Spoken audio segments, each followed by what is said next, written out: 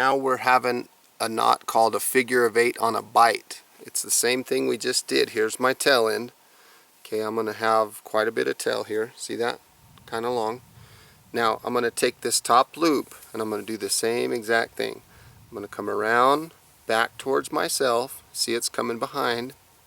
Hope you can see that. And I'm holding it together with my thumb and my index finger. I'm going to come around towards you. See that with my loop. Come back towards me, and now this loop is going to go through this hole right here out towards you. This is a figure of 8 on a bite. Now when you get your knot made, you want to make sure that you clean everything up, especially a knot like this, because this knot is very good for climbing applications. That's a figure of 8 on a bite. It's an excellent knot to know. Your basic figure of 8 on a bite. Okay, I have my working end, my tail here. Gonna create a loop. Come all the way up. The loop comes down and the loop comes in front. Notice everything's nice and clean. Whoops, dropped it there. So it's like this.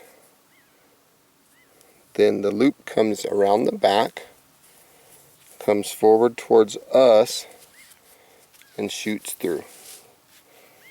This is your overhand, or excuse me, your figure of 8 on a bite.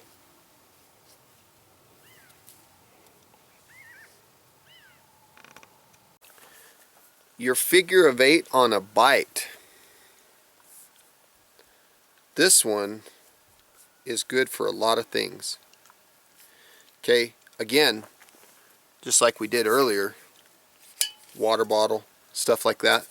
Again, it's very similar to the overhand knot on a bite.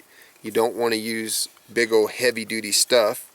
Another thing that you could use is, like, for example, there's a tree behind me.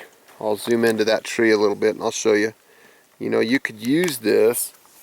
Say you want to run a ridge line around this tree. You could use this overhand knot on a bite to run a ridge line. Okay, so that's another good use for this figure of 8 on a bite. I may have said the name wrong there a second ago, but that's a good use for it.